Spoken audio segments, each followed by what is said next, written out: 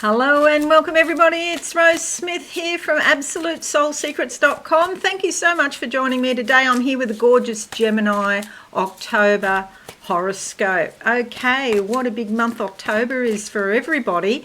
We've got a number of planets turning direct, so Mercury on the 3rd, Pluto and Saturn as well.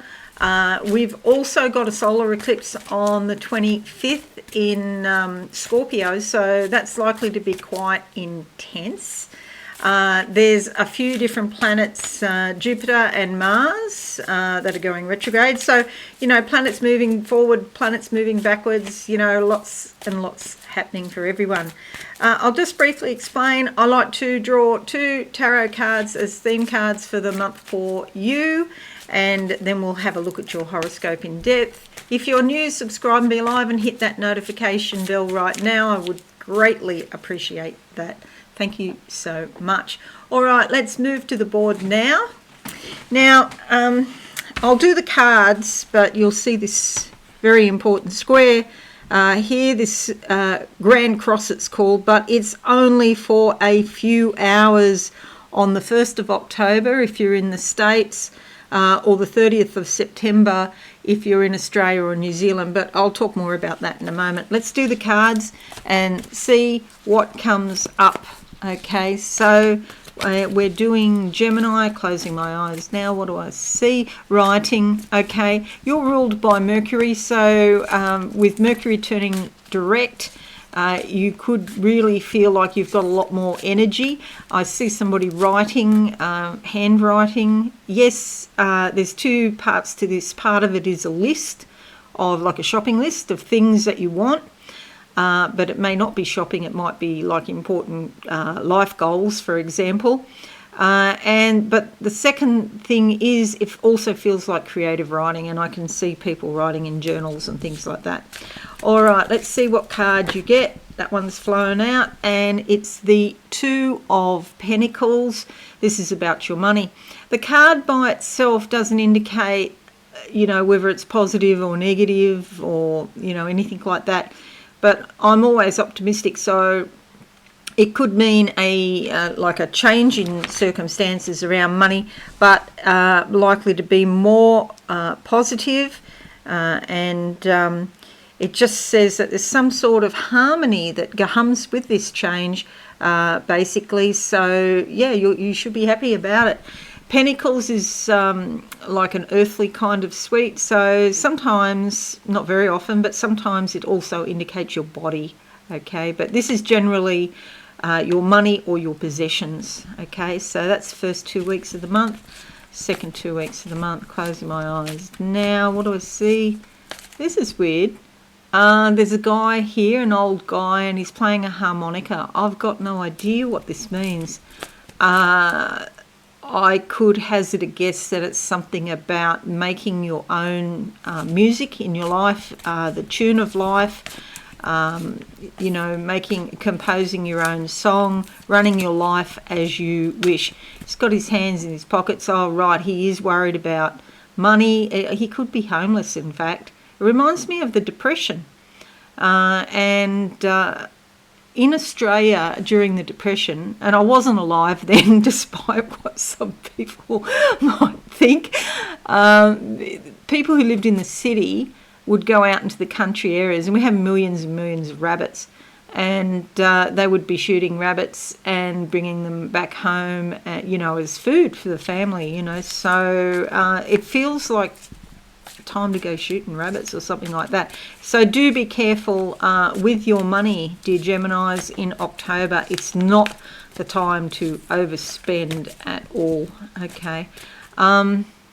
It's just basically this vision is probably saying that money could be tight in the second half of the month, so you need to be prepared. But that's okay. It's not desperate. You'll get through it, you know, if you have issues around money.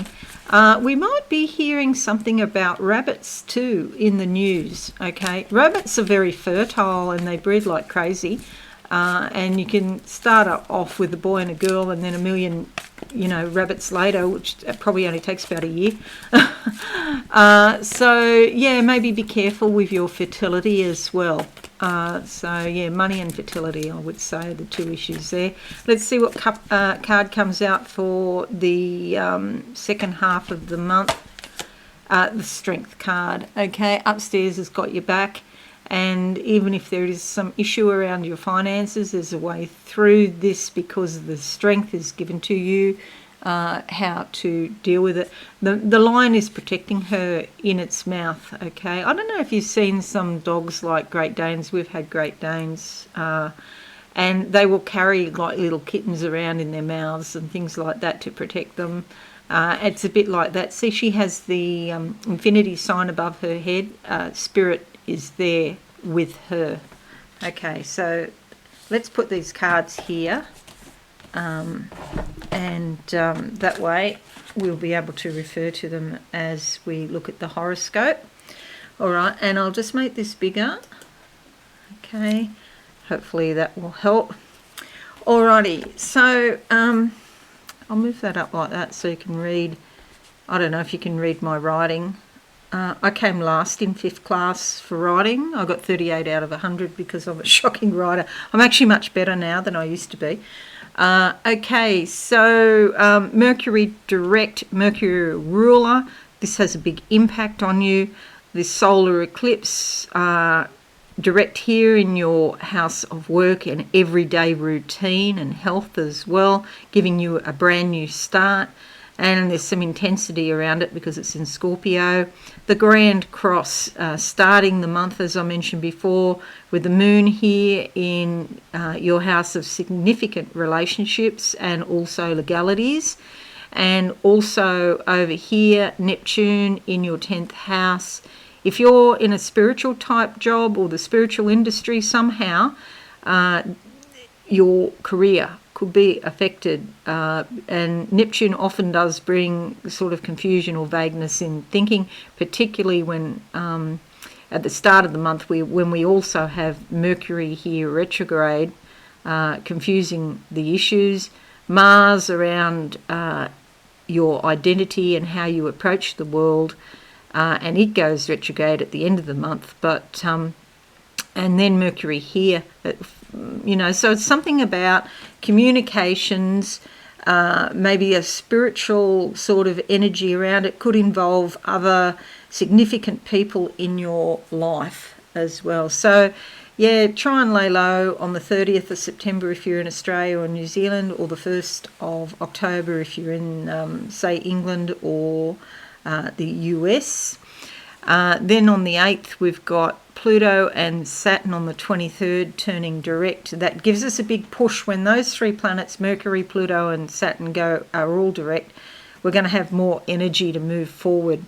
Then we have Jupiter going retrograde on the 28th here in your house of career. Things could slow down a bit. So remember, I was saying be careful about how you spend your money or with your money. It might be that there's less work or something happens around your career or maybe your reputation. Then we have Mars retrograde on the 30th. It's in Gemini, but then it goes into your 12th house, which is Taurus.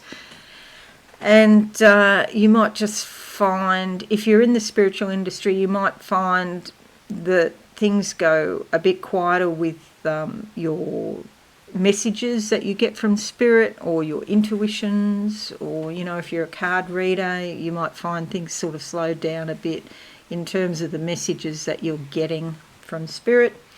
And it's not at home there, Mars, because Mars is full of ambition and drive, but retrograde in the 12th, it's not at home. So take it easy and try and devote some time to yourself. Basically, look at your dreams and what's going on within. Mars might give you a bit of drive to think more about your spirituality. Okay, so your horoscope from the 30th to the 2nd of October, Venus is opposition Jupiter. This could give you more energy for going out and having fun. You might want to go and socialise with friends, go to a community event, and just watch you don't overindulge with food or alcohol, because Jupiter loves to do things in excess. But you could have quite a good time. So, yeah, go ahead and do that. 29th of September to the 4th of October. Your ruler Mercury is just turned direct, but it's still in the shadow period, which means there's still some of the most, it's still not easy in terms of communications or ideas, and it's opposition Neptune, so you could be feeling a bit vague or confused, and even though the moon has moved on and this cross doesn't exist anymore, this grand cross doesn't exist, we still have this T-square here, like that, and it involves Neptune, so confused thinking, especially to do with your career or your reputation. Be very careful about that. So if you've got anything important to do, get it in writing, okay, and that'll help with the confusion. Ruler Mercury does trine Pluto on the 5th to the 8th, however, and this brings great depth to your conversations. It's like you're not satisfied with shallow sorts of answers. It's like you want to get right to the core of the issue. So if you have any particularly difficult or complex problems to solve, this could help you, in fact. You might find people telling you a lot of information that's quite private, so it's important not to reveal secrets. Be careful of foot in mouth, because it's a thing that happens sometimes. If you've lost something, you might find it turns up now. You can find things, and it's a great time to look within as well. On the 9th, the Hunter's full moon is in your 11th house here in Aries. So this brings a bit of turbulence around your friendships or your connections or your groups, and you're likely to see something with more insight. The situation is illuminated in some way, and there might be some change to do with friends or connections or groups, and the same with your hopes and dreams. But soon you'll be able to move forward again. If you want to make space for new friends or new groups, that's on the cards too. On the 10th, Mercury enters Libra here, which is your 5th house. So this brings lots of communications and ideas about entertainment, leisure and pleasure. Maybe even romance if you're interested. It's like there's communications about the world of the child. You could find that you're having more to do with children, or you just want to play like a child, which is great. Do that and have some experiments with your creative pursuits, and you could come out of your shell a bit more now. From the 8th to the 18th, Mars squares Neptune. This can be a very confusing time. You might not be sure of what you want. Maybe you don't feel very motivated, or you may not feel, like doing stuff, which is fine. Neptune sometimes is associated with viruses or infections. It's here in your career zone or in your reputation zone, or perhaps even an authority like a parent could be infected. Did you hear what I just said? Sorry, I was trying to say affected, but I said infected. So I would say, if you're in a COVID hotspot, yes, it's still going on. I know we don't hear about it in the news so much now, but I'd be paying attention to that. There could be a virus or something like that go around at work, or if you do have parents that are vulnerable, maybe have a chit-chat to them about it, okay? Then we have 8th to the, I said that one, Mars squares Neptune. Yeah, it's great for your imagination though, and you might get some strange desires or fantasies. If you want to play them out, that's okay, as long as, they're not dangerous, basically. Great for artists, writers, musicians, people like that. 15th to the 22nd, Mars squares Mercury, so this can be interesting in terms of arguments or heated debates. So just, check your brain is in gear before you open your mouth. because sometimes something will just come into your head and then you'll just sort of say it without thinking too much about it. And this can bring also impatience and frustration. With Mars and Mercury together, it's more likely to be verbal, but still there can be incidents and accidents. So yeah, just watch that. 17th of October to the 12th of November, Jupiter sextiles your ascendant. This is fabulous.